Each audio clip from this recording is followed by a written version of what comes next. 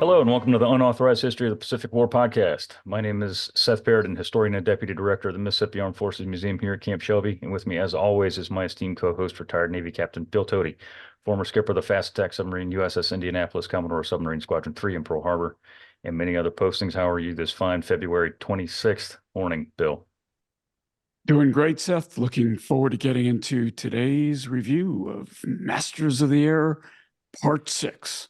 Indeed. And with us, as always, for these reviews is Tommy Lofton, director of the Mississippi Armed Forces Museum. How are you this fine February morning, Tommy? I'm doing great. Good. Yeah, I had to actually look at my notes because I almost forgot my name. So yeah, there we go. I swear to God. I swear to God.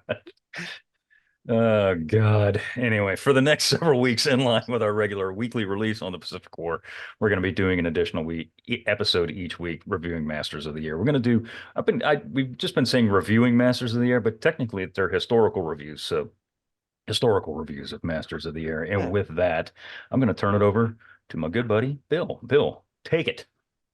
Thank you, Seth. Yeah, as you said, these are historical reviews in that we are going to talk about the episode. So spoiler alert, like I do every week, I tell you, if you haven't watched the episode, maybe you want to watch it first and then listen to us because we're going to give away all the secrets of what happens this episode.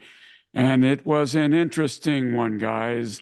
To use movie language, fade in, Westphalia, Germany. So remember that in the last episode, Bucky and his crew had bailed out of their fortress, their fort, and he ends up in a field in Westphalia, Germany.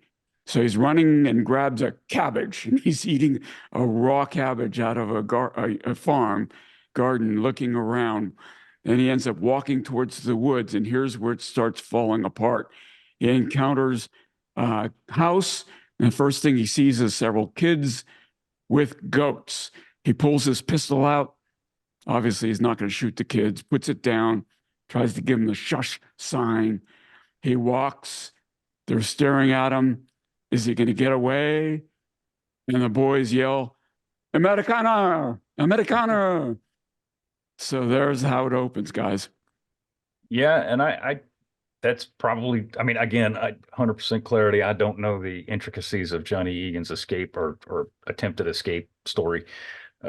But I could totally see that happening. As we said, I think it was last week when he bailed out, the Germans weren't exactly friendly to American aviators in the area. And that absolutely guaranteed happened. Indoctrinated young children screaming American, American, yeah, for sure. And then the chase is on, as they say. Yeah, it's it's a little difficult to see everything about his escape, and evasion. There's just not a lot out there, and several reasons for that. But uh, it was a great depiction to me, of several other stories of other airmen that I interviewed and that I met that were shot down as well, having to worry about the local population, which we can talk some more about too. But and I saw that scene as it'd be no different if we had someone land here in America, and I would expect our kids would be doing the same and running to an adult or to us to say, hey, there's a whoever. Yeah, yeah, totally agree. Much like in Red Dawn. E&E, you said it right, though. Escape and evasion. That's what he's trying to do. And I don't think they had SEER school back then. So he's basically has to learn how to do this on his own. So he's running. The dads, two guys, two grown-ups are chasing with rifles, one rifle, one shotgun, I think I saw. And Bucky jumps into a pond surrounded by reeds. And here he's channeling his inner Navy SEAL, where he's got his 45, but he's, and I think it was a 45. Yeah, it was. 1911. It was 1911, yeah. Yeah, so, and then he's kind of up to his nose, trying to hide behind the reeds as the civilians with shotguns follow him. And they're saying to him in German, I don't want to kill you. I don't want to kill you. You got to give up, right? So they're walking by him, but eventually one finds him, hands up, and says, I think in English, for you, the war is over. And that's when the title sequence begins. So that's the introduction. Yeah. Yeah, it's pretty harrowing. I mean, like Tommy said, that happened to tens of thousands of American and British and Canadian aviators, be they bombing during the daylight or nighttime, they're going to try and get the hell out of there as fast as they can. And yeah, totally feasible and believable, I believe anyway. And I think, I can't remember if we said it in this episode or if they said it in this episode or if you guys said it last week, but you're quite literally correct when you say tens of thousands, aren't you? How many thousands of 8th Air Force or aviators? Again, off the top of I'd my have to head, go back I and look don't it know, up. but I mean, it's the over 28,000 over 28,000 casualties in the 8th Air Force alone, and that's killed and wounded, obviously, as casualties. That's not counting POWs, but I mean, it's tens and tens of thousands of prisoners of war. Yeah, I mean, it's not 250 guys. It's a lot of guys, a lot of guys. Yeah, good. According So to he one of the cut the stats I just read, we had about 28,000, ballpark 28,000 prisoners of war in the 8th Air POWs. Force. Okay. There you go. Yeah, wow. So they cut to Crosby, and he's doing a bit of a monologue, basically voiceover, where he says, when a crew went down, they disappeared. 32 of the 35 original crews were among the missing. We did not talk about such crews. Those of us who continued to fly had to tiptoe around their ghosts. And this was a very poetic monologue behind the visual where they're showing them empty racks, empty bunks, and things like that. And he continues by saying, some people drank, some people fought, some people slept around, but I was on my way to Oxford. And so that he's going to a conference of the Allied nations, guys. Yeah, and I know we're going to get to it throughout, when we get through this episode, but I have to say that the way that they portrayed the emotional toll and the way that different guys dealt with it in this episode specifically, I thought was absolutely beautiful. I mean, it was just fantastic. And I know we'll address it as we go forward, but it was very, very, very well done. And that hasn't really been dealt with the exception of 12 o'clock high, and there's of course that famous sequence with Gregory Peck, but I thought it was just very, very well done. Everything that they were saying, that the monologue, the different ways the guys are dealing with this stuff throughout the episode, I just thought it was absolutely fantastic. And yeah, and in reality, Crosby does go to Oxford to a school or some such thing. Conference, basically. Yeah, something like that for a while. Yes, and it's part of his I don't want to say indoctrination as a group navigator, but it's part of the schooling that he has to go for a group navigator. He's also a representative of the 100th Bomb Group and the 8th Air Force too. So, he's you can see him climbing through the ranks of the senior officers, really, because that's what he's becoming within the group. Well, and I think the other side, if I remember reading this correctly, it's been a little bit, but I think he actually had been given leave after, was it Munster or one of the raids? And it was, Bremen. he actually wasn't, or Bremen, that's right, because he wasn't able to actually take it because of his promotion. And this was a second attempt at him trying to have some R&R time and leave. And I think it was in February or March of 44 when he actually went to this school or this conference. Okay, yeah.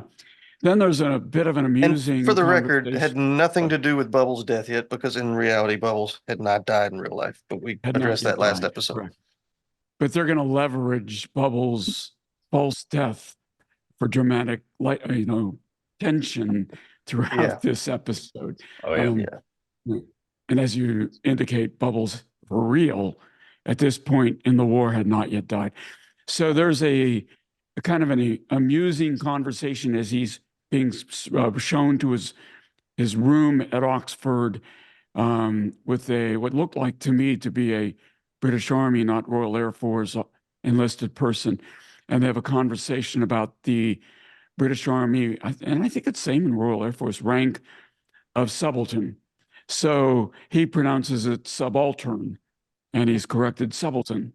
And so that reminded me of a couple of other distinctions I'm going to lay on our viewing and listening audience for the purposes of your edification in the British military. And one is lieutenant versus lieutenant.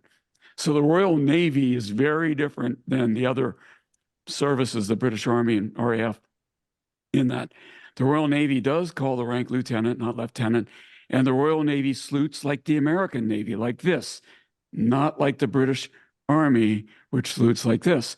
So you guys that are listening have no idea what I'm doing, but the guys who are watching on YouTube can see. So yeah, it's a language of their own, but even within the United Kingdom, not every service pronounces things the same. Subaltern, it kind of is reminiscent of the Navy, Royal Navy rank of sub-lieutenant. Notice I didn't say sub-lieutenant, guys. I never did understand that. I never could understand the lieutenant thing. I never, just never got it just lost on me. I'll be honest with you. That was a ridiculous tangent. We'll get back to the show. All right. So Rosenthal's R&T Flak House, right? Yeah. And so we cut to Rosenthal, Rosie, and they're in a flak house, and and it's a beautiful, luxurious kind of R&R place where he's supposed to be recovering from I guess he's had 3 missions at this point of the war. Correct. Of course, the first That's right. being the one that's the most devastating, where he was the only aircraft to return.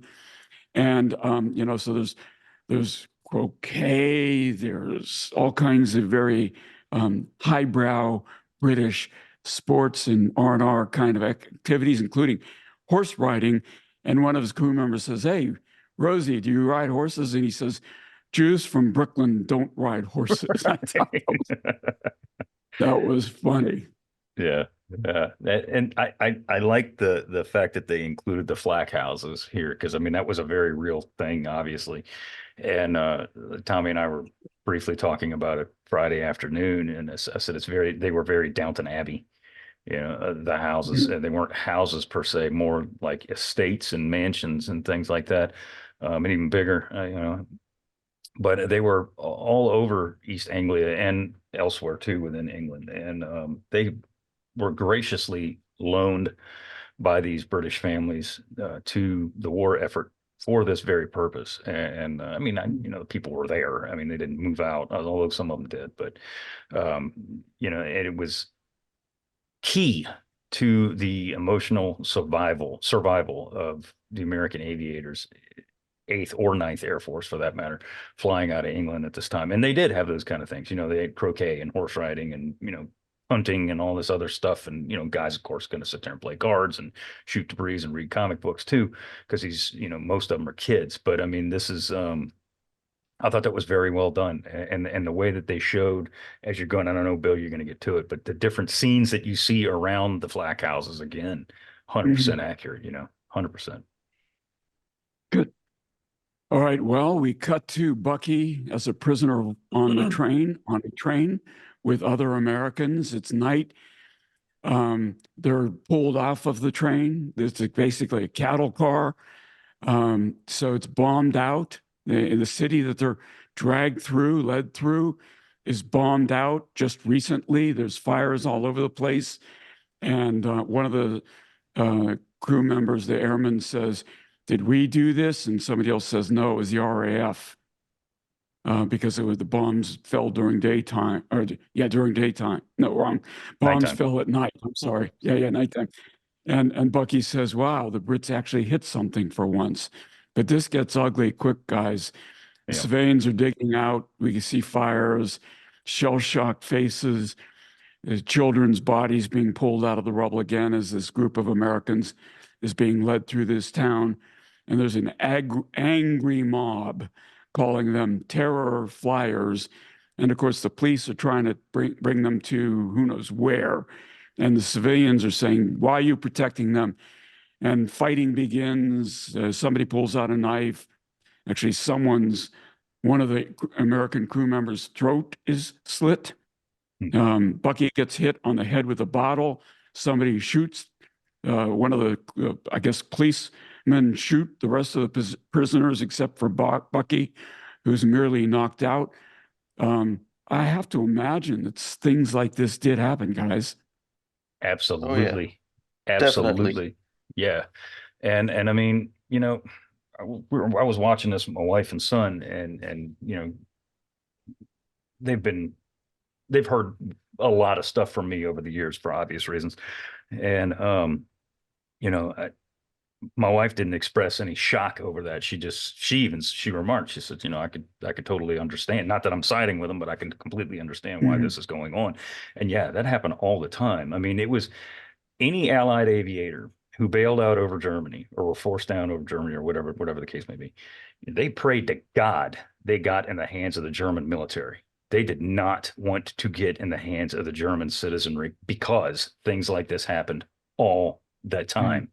And, you know, they would hang them from lampposts, shoot them, whatever.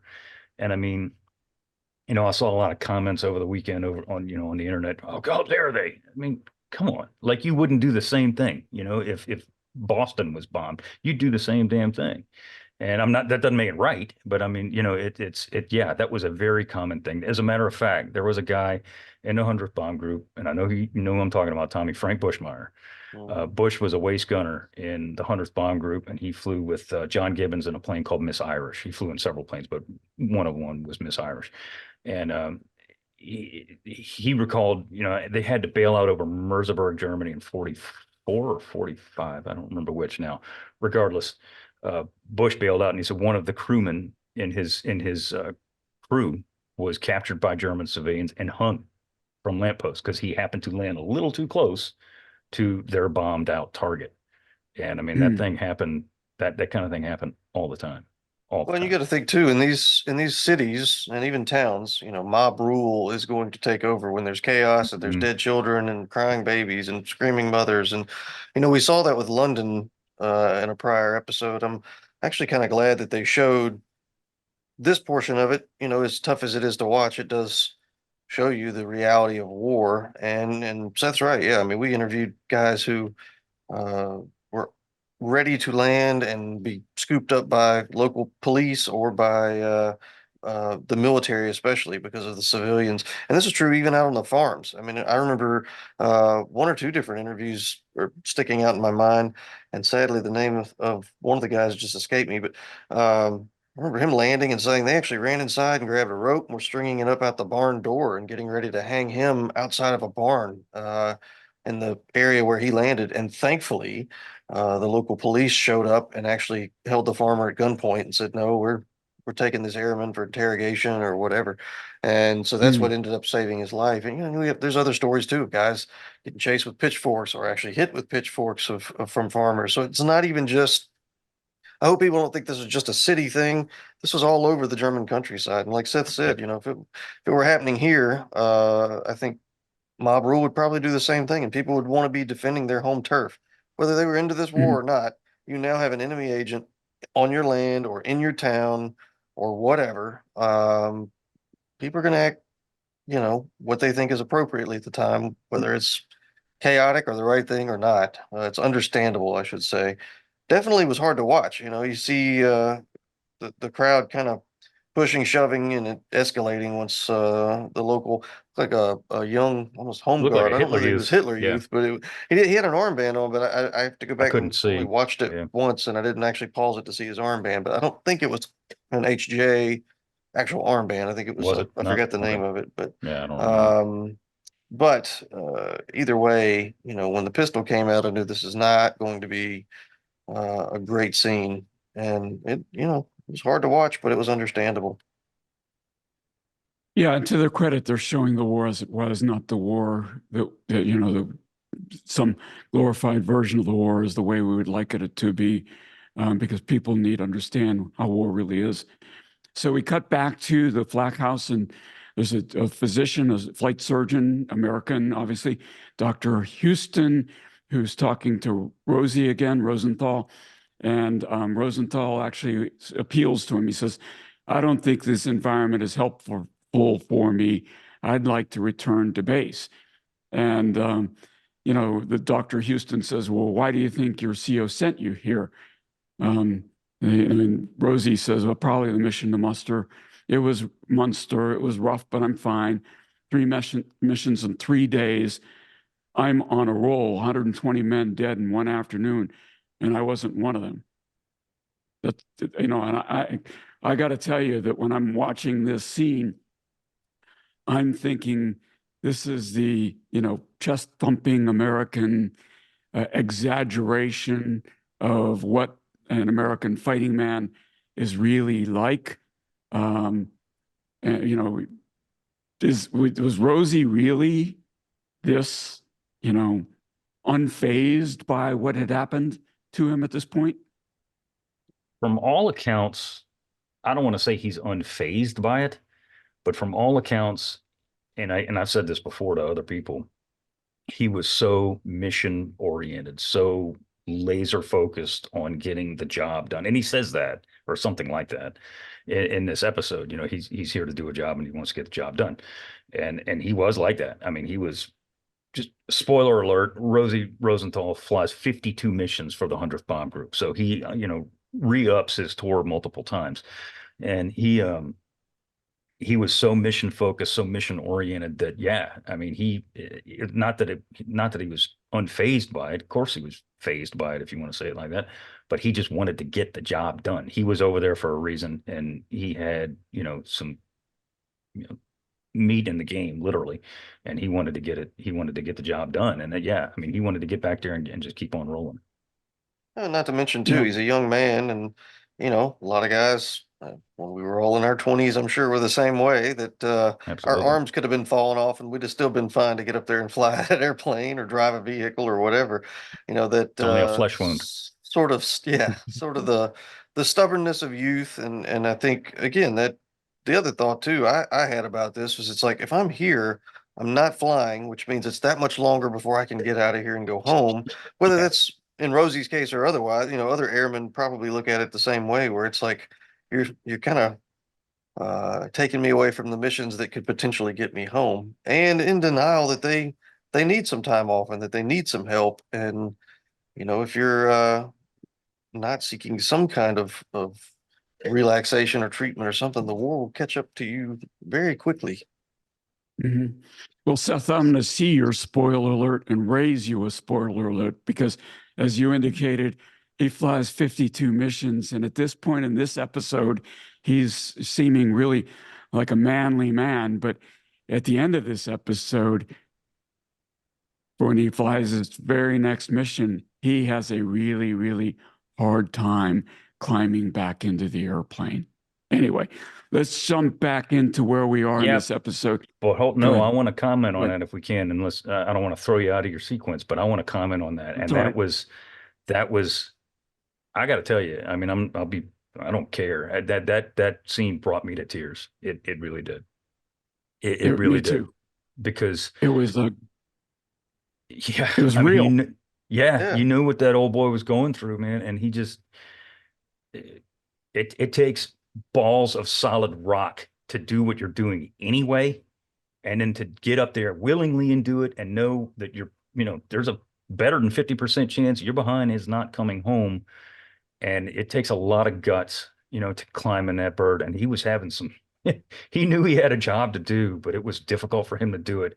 And I love the fact that they showed him building himself up to it, again, a la 12 o'clock high. But I mean, in all reality, like building himself up to getting in that plane and, drumming his fingers, on the side of the airplane, like, all right, let's go, let's do this, and get in and go. And then that's a man. That is a real man. You're going to climb up and swing yourself into a B-17 to get inside. And in 12 o'clock high, there's this famous scene where he keeps trying to swing up and swing up. And I think I'm remembering this right. And he can't get his body into the airplane. And that's not physical, that's mental right there. Right. Yep. Yeah, that was an awesome scene. It is, yeah. Back to this episode, we cut to a horse cart with dead and dying airmen on that horse cart. These are the ones that were shot in that village, in that city, by the mob rule kind of thing. And somebody is barely alive saying the Lord's Prayer. And Bucky is there, his eyes kind of open. He realizes that this is not good. He's on a cart with a bunch of dead bodies and one person. And one of the German guys says they were looking for a place to bury these dogs. But he hears the one airman saying the Lord's Prayer, and he said, one is still alive. and he hits his head with a shovel, kills him. Blood splashes on Bucky's face. And he says, well, I found a place to bury them. The two farmers or whatever they are start digging. Bucky crawls out off of that horse cart, first crawls and then starts running. They notice him and they said, let him go. He won't get far. And so he's running through the woods. And then they cut to Oxford, back to Crosby. You want to say anything about that scene? I mean, again, hard to watch, but I will say this: it was a very Germanic looking forest. Yeah, I've been to Germany, I've been to the forest. They look like that. But it was I could totally see that happening. I mean, those two fiends, shall we say, did not know what kind of physical shape that John Egan was in at that time and again, reality, I don't know if that happened to Johnny Egan. I don't think that and Tommy, I don't think that there's any evidence as to whether it did or it did not. I do not know. Just recently over the weekend, by the way, there was a picture released of it was John Egan's POW card. I saw it.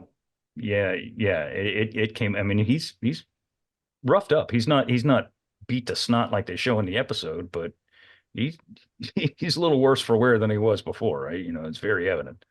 But whether that happened to him or not, I don't know. But I like the fact that they kept going between the two, between the scenes in England and then the scenes in the mass confusion and chaos in Germany. It was a very, very good juxtaposition between two separate types of lives at that time, at the exact same time. Yep. Good. Well, we're back in Oxford with Crosby, and a few episodes ago, I complained about the stereotyped by the RAF dudes and the conversation that happened in a bar, about whether you guys are daylight versus nighttime bombing and all of that. And here we get the reverse stereotyped conversation where the Brits are talking about the brilliant Magna Carta, and it took you Yanks 500 years to find a similarly magnificent document and all that. And Crosby's in front. Then Crosby goes to his room and they cut to him, and he's standing in front of a mirror, nude from the waist up. And he takes by the way, you can really do that. Take the little wire frame out of your hat and make it what we call a slouched combination cover where the sides are hanging down. He's talking himself into a mirror. There's a bunch of vignettes like this. And then he starts voicing a quote from a movie that I haven't been able to figure out what movie it's from. And he's saying, it's nice to have a little fire. It gets cold up there. Guys, any ideas here on what that was? Spencer Tracy is what he said, but I don't know the movie. But It's I will Test say Pilot. this: is it? Is it Test Pilot? It's Test Pilot. Spencer Tracy Nice. and Test Pilot. Good call. How about that? Well done. Good job. And I'm Was sure this- if I'm wrong, somebody will tell me in the comments. Wait a minute, I gotta ask: is this real time history? Did you just look that up? Or did you... Oh no, I knew it for sure, and then I just Okay, double all checked right. it. But no, All I right, mean, well, 'cause when I there's heard it, nothing- I knew. They keep referencing Test Pilot throughout this series too. There's been 3 or 4 other references in the early episodes, and so and at the time that was a Big movie. a hot Yeah. film, big movie, big actor, and when you think he came out in 1938 or 39. That's when a lot of these guys were Yeah. not quite into aviation, but it was really easy for them to want to get into aviation after seeing that film. I mean, imagine I'd be curious to see if there are ever stats for this, but I got to think after 9/11, there were probably a lot of people wanting to join the 101st Airborne after watching Band of Brothers. I don't know if the Army actually has stats on how many people showed up at recruiting offices saying, I want to be in Easy Company 506, but I got to think, a lot of these guys got into aviation because of that film. And so I thought that was a Yeah. cool sort of sequence where he's sitting there doing that. And to the note of the British thing, I mean, yeah, I think there's some jabbing going on back and forth in a little bit in that in World War II, and you hear it, in another conversation a little bit too that they're having with the whole overpaid and over here, all Oversight, that other, overpaid, and all that overhear. other mess. I mean, to me, it's gotten a little bit too far. I don't know. I'm kind of done with the whole British versus American concept or refighting the Revolutionary War or whatever. I don't feel like that was, again, yes, do I think they working together probably made jabs at each other, but I still, most of my experience in interviewing guys is that they actually had a great deal of respect for the British and in working with them. Mhm. I don't think they were looking to rehash, this is No. what their great grandfathers or great great grandfathers or something, probably great grandfathers that would have fought in the Revolutionary War. But they weren't worried about that. They were trying to figure out how do we take it to the Germans? How do we beat Hitler and how do we go home? Whether our home is Scotland or our home is in Massachusetts or Mississippi or Right. wherever. So, again, a little bit of this for me has kind of gone a long way. And I think it was cute, the 500 years comment, and then Crosby sort of Mhm. under his breath saying, what he says in there. I thought that was fine, but then to continue it a few more times in this episode, it's like, man, how many more times are we going to do this? Like Yeah. they're, and I get it, too. They're at a university. They're not Out of the base. out on the base, and probably things Yeah. would have been a little chummier. Universities are going to be much more ideological and have many more opinions, right or wrong, that kind of thing. But still, I'm Mhm. kind of hoping this is the last we hear or see of the British versus America versus, 1700s and all this other mess. Yeah. I will say this about the cap. They in the Eighth Air, well, in the Army Air Forces, period, they called the slouch cap. They called it the 50 mission crush, is Yeah. what it was called. And Is in that right? reality, yeah, and in reality, Crosby wore his cover with the wire form in it all the time.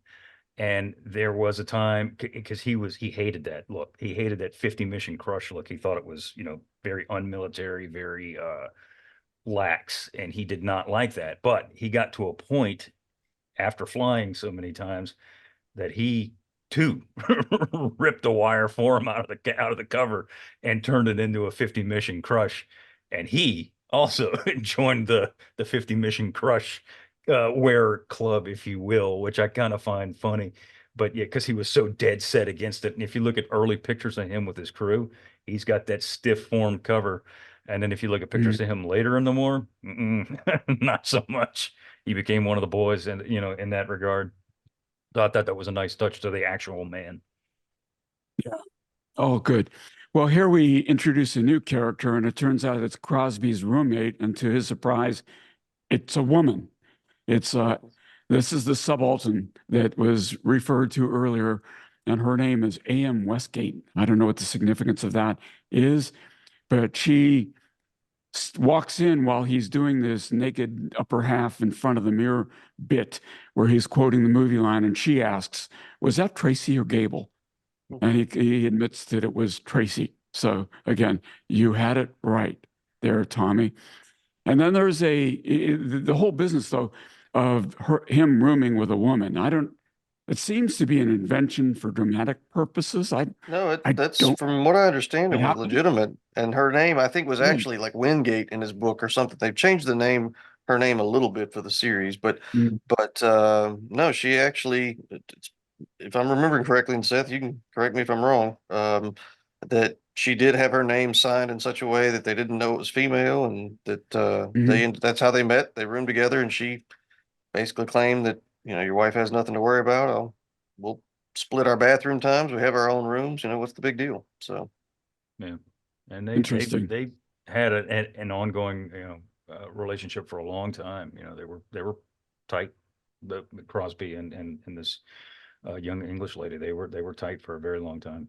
I think she So was Mm. Scottish in real life, what but you Scottish? Scottish, yeah, I yeah. think I don't the remember. actress is I maybe don't more remember. English, but Yeah, I don't Her I guess they recall. accent seemed figure to be the different. Americans watching But this won't know the difference, whatever. yeah, that's true. But they did have a Scotch drinking contest later in the episode. But yeah, This so is true. um, This is so true. what the Scots would call whiskey, not Scotch. So anyway, then there's a montage where they're bouncing back and forth between locations. They cut to Rosie and the croquet and the manicured gardens and well-trimmed hedges, but then he happens upon a man crying, and then he just kind of walks away. Um, then they cut to Bucky on the ground in the woods. A rifle rolls him over, rolls him onto his stomach, onto his back. And then he's in a car with some police officers. where he's taken to Dulag Luft, which means air, right? POW camp. So it's a POW camp run by the Luftwaffe.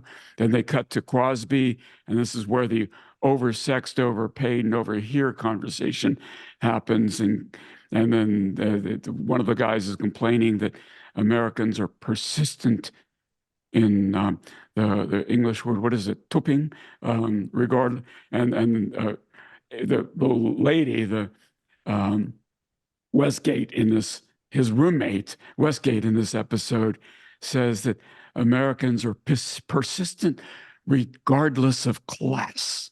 In other words, she's insulting the upper class British RAF officer, I think it was RAF, that's complaining about American behavior. There might have been British Army. And then they're getting sloshed, brawling, I think going from a party and things like that. So again, there's a montage of short scenes, guys, where they're learning about Crosby and her are learning about each other, and he's kind of getting settled in Oxford. I don't think he was there very long, though, was he? No, No, it I wasn't a don't think very so. long sequence of events that he had to withstand. But again, back to the point we were making earlier, he stays in touch with this lady for the rest of the war.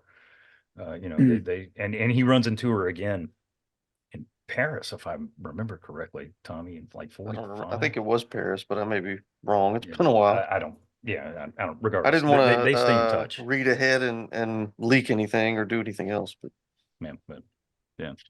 Why? Because we were not giving away spoilers here. I mean, my goodness. So here we go. So we cut to Rosenthal in bed. He wakes up. He's walking around. He goes downstairs from the room that in his room of this palatial estate he's staying in, and he finds the flight surgeon drinking. And he says, it's going to take you a day or two to adjust to this place. And the flight surgeon's listening to music, but doesn't know what he's listening to. Rosie looks through the records and he says, oh, there's some good stuff here. This is what you're missing. And they have a conversation about music. And Rosie puts on a jazz tune. They also have an interesting conversation about Gene Duke Ellington, Krupa. by the way. It was Duke It was, Ellington? I Well think, a done, Duke well Ellington done. song, and I think it was Fools Rush In with the Glenn Miller Orchestra is what was playing when he walked Man, oh, downstairs. man. You are on it, Tommy, with music. My goodness. And then they started talking about Gene Krupa, and I expected them to put Sing, Sing, Sing on because my son, who's a Yeah. drummer, that was kind of his first big show. He played Sing, Sing, Sing in middle school doing the Gene Krupa bit. And so the point here is that Rosenthal is complaining that he was in a rhythm. He went through these 3 missions. He came out okay. You don't stop Gene Krupa in the middle of a drum solo. And the doc says, yeah, but Gene Krupa has to think more about his own rhythm, doesn't he? Isn't he responsible for the rhythm of the whole band? That was a great conversation they were having. They Yeah, did a it really good was. job, and it not just being 2 guys sitting there saying, it's important. You're the leader of the plane. Da, da, da. I like that they used a little bit of music and had some fun with how they portrayed that, and the fact that he's having trouble sleeping. I think it was a pigeon or something you hear outside of his window consistently, and the fact that they're sitting there having a drink, and I think it's starting to sink in that he really does need this place. As that conversation continues, I think you see where, like you say, he feels like he's getting out of rhythm by being there, but at the same time, I think he realizes I needed this more than I thought, as did his crew. And you see, in scenes that unfold after this, where he starts to relax a little bit more and actually get some sleep and plays poker, and They're playing. Yeah, it's great. All right, so now we cut to Crosby and the lady drinking scotch, and he says, I got to go easy. I'm not much of a drinker.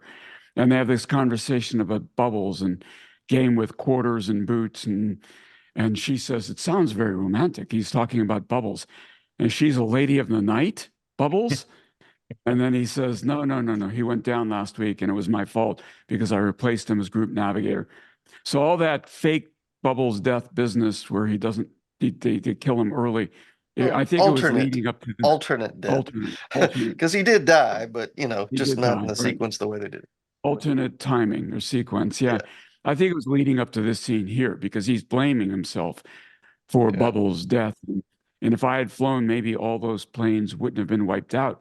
And she says, stop. And this is a really important conversation that happens right now. She says, the only reason all those people died is because Adolf Hitler decided he should rule the world. That's the reason, the only reason anybody dies in this war. And that's a great, great point. Mm-hmm. Yeah, that was well put. And I mean, whether that conversation or anything like that actually ever happened, God knows.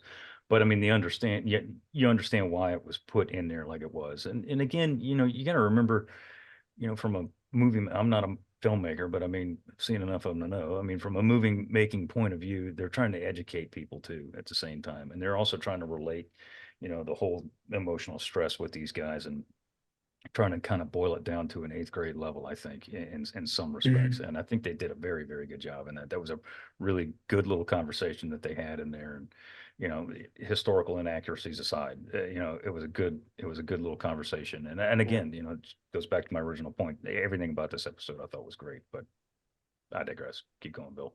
Good.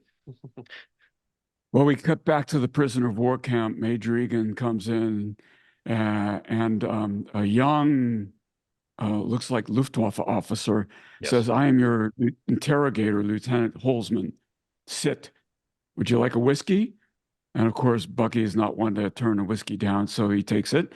He says, here's one your eye. And the German says, I don't know that one. Here's one your eye too, then. Where shall we begin? And of course, Bucky says he's only going to give name, rank, and serial number. And, they have a conversation. The interrogator is very personable.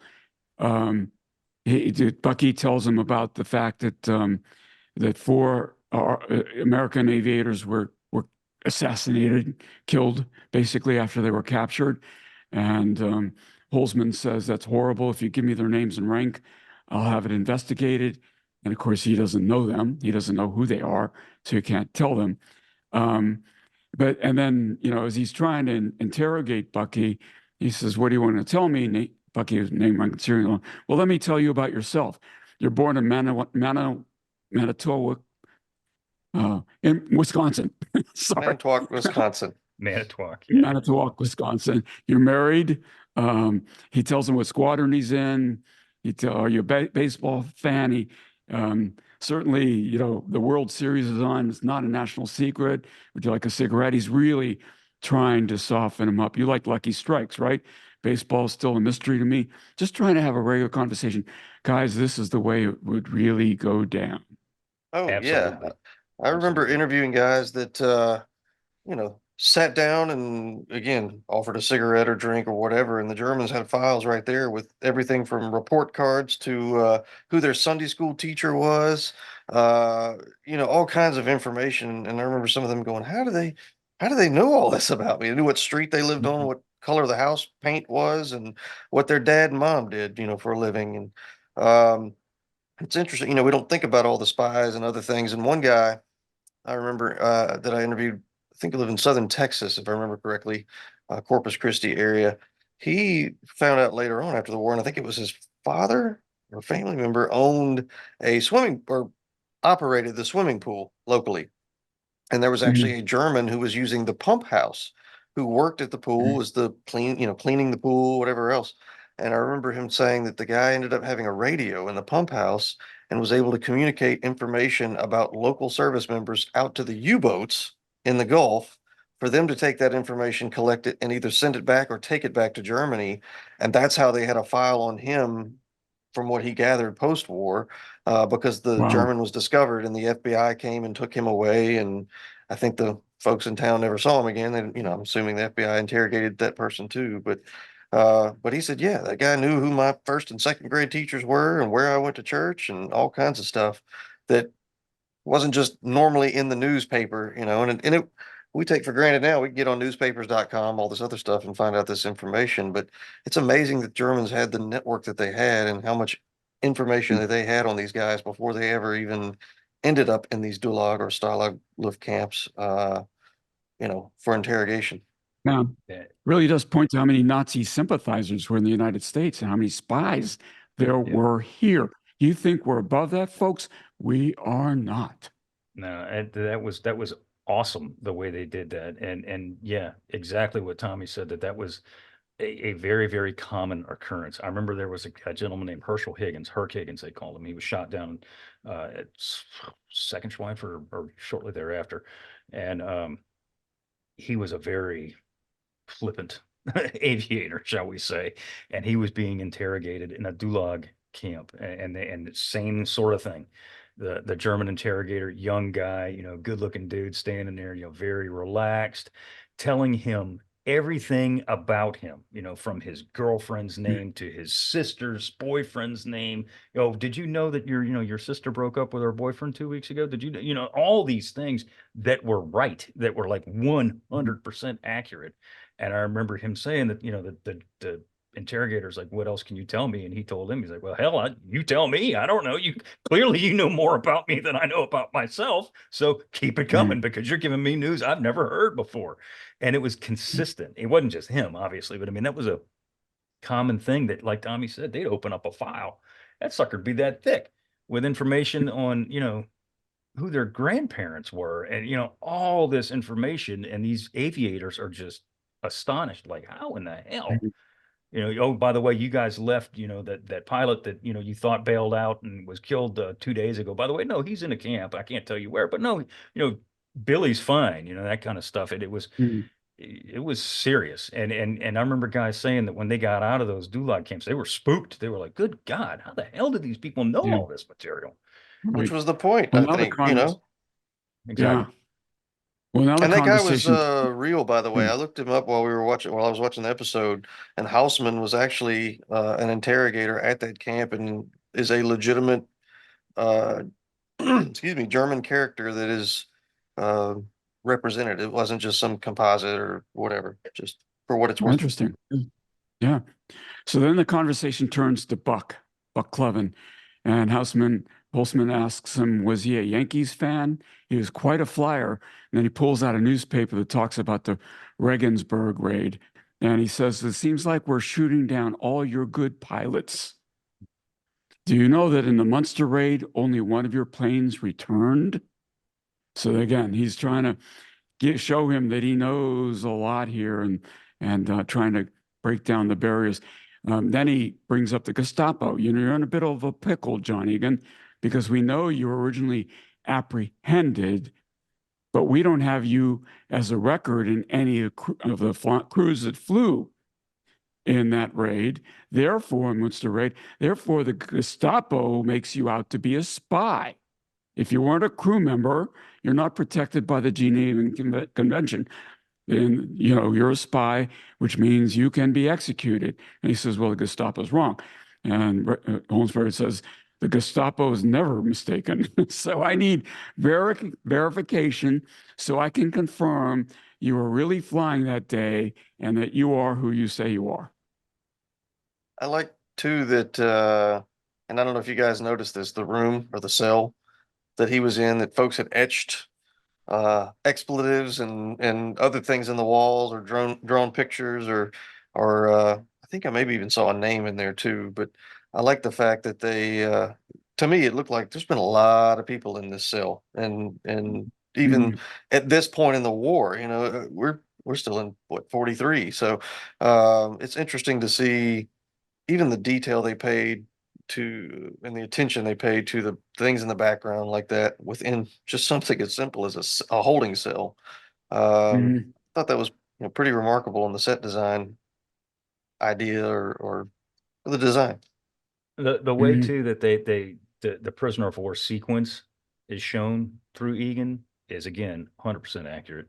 Again, you bail out and you pray to God you're captured by the police, or well, actually you pray to God you're captured by the military. The police was one thing because the police would string your ass up too, just as fast. But you prayed to God you were captured by the military, and then you were sent to a Gulag camp for that interrogation, for that quizzing and interrogation before you ever went to a stalag. And a stalag, of course, is the main POW camp. So the way they did that, the chain of events was, again, 100% accurate. It was very, very well done. Yeah. Very well done. But you have to assume that even the graffiti on the cell wall is planted, right? So because they're going to take Probably, anything down maybe. then they're going to put graffiti in there that reinforces whatever theme they're trying to reinforce. But that was all extremely well done. So now we cut back to Rosenthal and he's having coffee.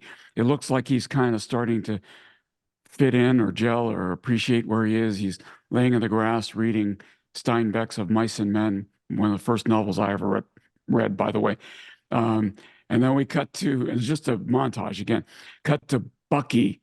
He's awakened, and he's getting herded out with a bunch of other POWs, and Mach Schnell, of course, the stereotype, but it's probably exactly what was yelled. They're in formation, they're shoved into cattle cars again on a train, and another train goes by as they're loading with people screaming, arms out of cars. Very clear that this train was full of Jews heading out to a concentration camp, guys. Yeah. Yeah, that was and I mean, that tough to watch. That John. was a pretty Yeah, powerful, seeing that engine steaming through the big bright red flag on the front there. That whole sequence was extremely difficult. I'm glad they included it. You know, did that actually happen to him? I don't know, but I can guarantee you and I know there were other prisoners that I've met, infantry and otherwise, who were in the same rail cars or same train stations as trains going and coming for concentration camps. And that was a pretty powerful scene to witness. I'll Oh, I want to back up real quickly before we go much further on that too. American women. You'll notice there were American women at the flag camps too, and I forgot to mention that earlier. That quite often, you know, we've seen a consistent theme in Masters of the Air with using the Red Cross girls.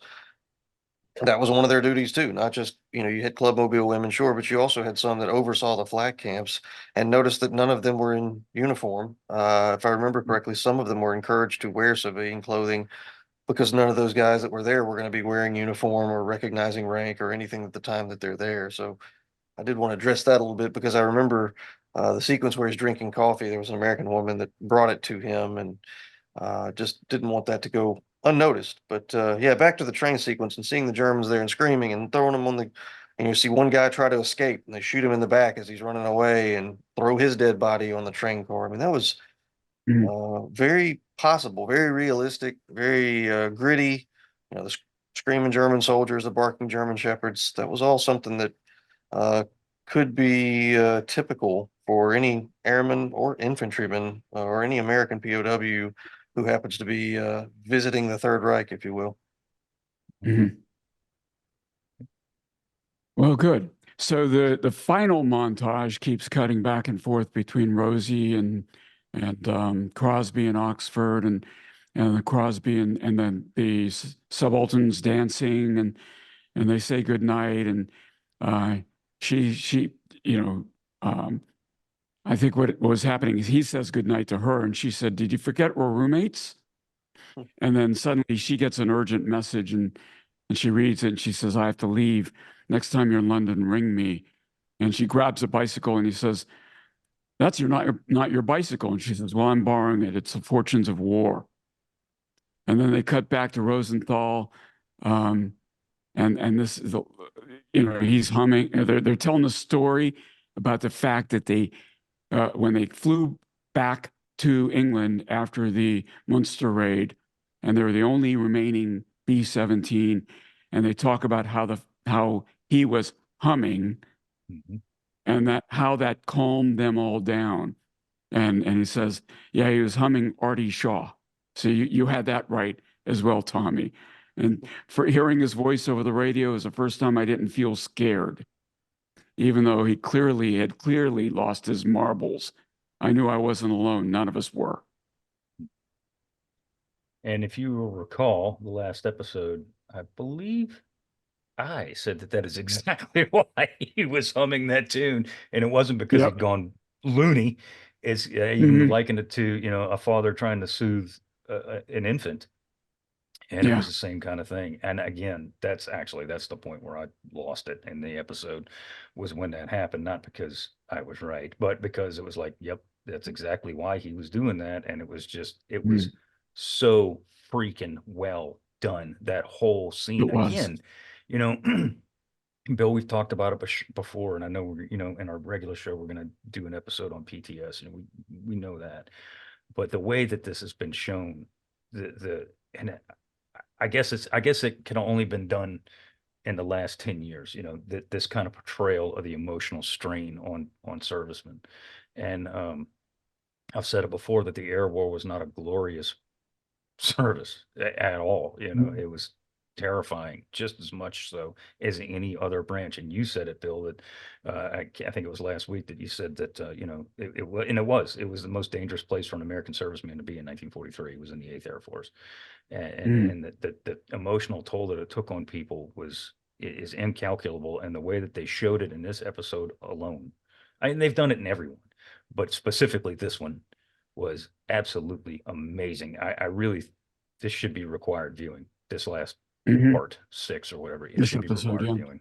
It's awesome.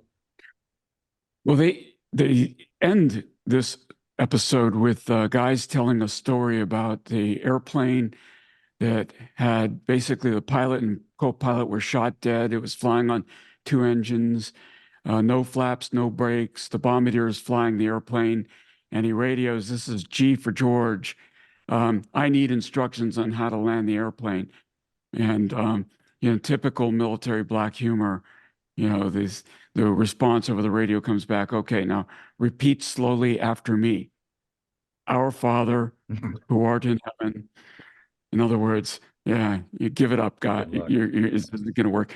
And then after that story is told, obviously it was a tall tale. Crosby's voiceover starts again and says, "We told each other all kinds of stories. Some were true, most were not. They were good for laughter. We had good laughter, good Irish whiskey. We needed something to help us crawl back into that plane and do it all over again." And then they showed Rosie's riveters where Rosenthal's trying to climb back in, keeps trying. He just doing a tap, but he does get back in. And then there's one final scene I'll talk about, but I'll let you comment on that before we end.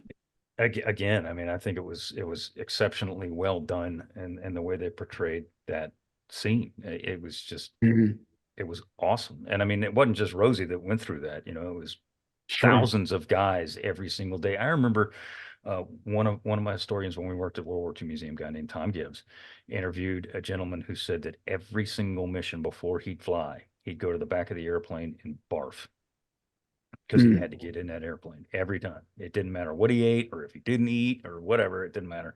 He would barf every time before he'd get in the airplane. And he actually couldn't get in the airplane after a while. He couldn't get in the airplane until he barfed. And it Mm. was, and then they had another guy that would, continually, pee his pants, because of the absolute abject terror and fear Sure. every single mission he went on. And it was, again, it was just fantastic the way they showed this. And Mm. I think it's awesome that they're bringing that to light to people. Mm. Dad, granddaddy was a badass, and granddaddy did a lot of stuff that he never told you, and he dealt with a lot of things that you don't even want to know. Right. Well, the final scene. So Bucky is is coming into the Stalag, and he and a bunch of other flyers are at the prisoner of war camp, and you can see his face is beginning to heal. It had been all bruised and battered. So let's say a week or so had gone by since we last saw him, and different people were recognizing, on the other side of the fence, different airmen who had already been captured and were there, and they're calling out to each other. And Bucky says, "Hey, anybody know anything that happened to Buck? Do anybody know where Buck is?" And suddenly you hear a voice say, "John Egan, you're 2 o'clock." And he looks over there and he sees it's Buck.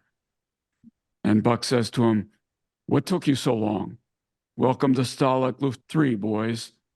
and that's how it ends. Yeah. And that's, by all accounts, that's 100% accurate too. There was another guy he saw in the beginning there, a guy named Frank Murphy. Frank Mhm. Murphy was in the 100th as well, and Murph went down on a Munster raid as well, and they yell back and forth at each other. And again, that was 100% accurate. You know, when they're bringing in a new herd of POWs into the camp, anybody who could would clamor around that gate to see who's coming in, to see if they knew that person, and to get the latest dope. Hey, what happened to Ted? What happened to Sam? You know, whatever the case is. And that was very, very, very real. And according to everything about John Egan and Buck Clevin, you know, meeting up again in the Stalag, that is pretty much exactly how it happened. You know, Mhm. just like Coincidentally, they were both in the same dulag at the same time. They didn't know it, but They didn't they know. were each dealing with interrogation, or the same interrogator, most likely, uh, at the same time before they're reunited or reconnected. I thought it was a Mhm. pretty obviously powerful scene. I think these two guys, I'm surprised there hasn't already been a movie, or they, didn't already do this many years ago, with the two of them especially. And I think this is a huge, pivotal relationship for not only for Masters of the Air, but then when you think of the Brotherhood too, built not just in the air, but that continues on the ground with survival. And I'm sure we'll see some pretty tough stuff within the prisoner of war camps, that further solidified these guys and their not only their desire to survive and get home from this war, not knowing, that's the other thing, is it's now they're in a camp, especially, they have no concept of what's going on in the war completely, or when this thing is going to end. They could be in here 5 months, 5 years, 50 years, there's Mhm. no real telling of and I'm anxious to see how they do or don't show some of that in the next episode, regarding POWs. So I thought it Yep. was, as Seth said, it was 100% accurate. New guys coming in, everybody rushes to the fence to see who's showing up, who may, somebody I know or thought was dead, maybe they're coming in. And this is true too, even if they were moving from one camp to another, or moving prisoners from another camp, you wanted to see who's coming in here. Who do I recognize? Who do I know that I didn't know was still alive? We talked about this in multiple episodes where there's guys getting shot down left and right. You don't know if they're dead or if they're guests of the German government now. So Mhm. this is the chance where they're finally starting to find some of that information out that the Army Air Forces itself wouldn't know until after the war was over. Yep. So last episode, it was substantial air combat with everybody getting shot down. Remember, there was the parachute scene where guys, his airplanes broken up and kind of flittering down to the ground in slow motion. And we said that, I think we agreed last week, that had been the most intense episode yet. In this episode, there is no air combat. There's no bombing raids. And yet, from my money, this is just as intense as the last one was. Guys, what do you think overall? I'll go to you first, Tommy. I would agree. I mean, I see them as two different forms of intensity. I think this was emotionally intense, more Mhm. than like the anxiety type of intensity factor of the previous episode. But I do think it was equally powerful, impactful, moving, stirring. Mhm. I enjoyed it. I kind of looked at this and thought early on as the episode was playing out, this one may be kind of a breather episode, and a time, kind of a little bit of time to relax or whatever, in some sense, while you pick back up on storylines and figure out who's living and who isn't. But no, they definitely. I was not expecting the intensity of, especially the first few minutes, and even when Bucky's going through the town with the dealing with the villages and all that. I I don't know. I did not expect that one. From that point forward, I thought, man, my assumptions of this episode, I'm just gonna have to throw out the window. This thing is more than I thought it would be, and I thought it Yeah, was an excellent episode. I agree. I mean, after Seth and I did several extremely intense episodes about Saipan and things like that, we took a breather with the movies one. And I was thinking maybe this would be like that, would be a breather. But Seth, that's not at all what happened here, is it? No, I watched this Friday night, and I immediately sent Tommy a text because he's like, I want to know what you think of it. Now, we did not get into any detail. So, No. but I immediately sent him a text as soon as I was done. I said, the best episode yet. And it was, in my opinion. I agree. You know, I mean, the action sequences are always thrilling. And, you know, like Tommy put it perfectly last week, edge of your seat. And it is a different type of, I don't want to say excitement, but you know what I mean? It's just different. But this was intense. And I stand so far, it is my favorite episode. And so far, it is the best one I've seen yet. Just Yeah, for the I depictions agree. of the historical accuracy is fine. And you know, I've harped on that every episode so far, accuracy. And there was, you know, obviously with the bubble sting, throw that out. But everything else, you know, was pretty dang accurate, or representations of things that happen to different people in an accurate way. But just the emotional toll shown in here was beautiful. It was well done. It's overdue. And it was hard to watch, but it's important. It's kind of like, you know, we said, Bill, about watching Best Years of Our Lives. It's not an easy film to watch, but you have to watch it at least once a Agree. year. You got to watch it. And if, you know, if anybody's listening to this and they're like, I'm not going to get Apple Plus, well, you know what? Do it and watch just this episode. Yeah, I agree. So this episode was more expansive, is the way I look at it, is covering a wide landscape of intense emotion in all of those locations, whether we're looking at Rosenthal and the Flak camp, or what was happening in Oxford with Crosby, and of course the POW camp. You know, so it just wide panorama, and all these montage scenes. They didn't let up. You jump from one location to another. They didn't let up. It was drama, the right kind of drama, the right kind of exposition, the right kind of revelation as to what's happening throughout. And so it wasn't single axis, hard hitting, penetrating air combat kind of stuff. It was wide and expansive and well done, extremely well done, guys. So I think all three of us in agreement, my favorite of the episodes as well. So Seth, back to you. Okay. Well, with that, we want to thank you very much for listening in on our conversation. Please like and subscribe to the Unauthorized History of the Pacific War podcast, wherever you receive your podcast. Look us up on YouTube. Like and subscribe to our channel there as well. If you have a question or a comment, send us an email at unauthorizedpacificpodcast@gmail.com. Once again, my name is Seth Perrin, and I want to thank you very much. Tommy, thank you again, as always, for being here with us this week. And we will see you next week. And Bill, bring us home. Thank you. And we'll see you again next week.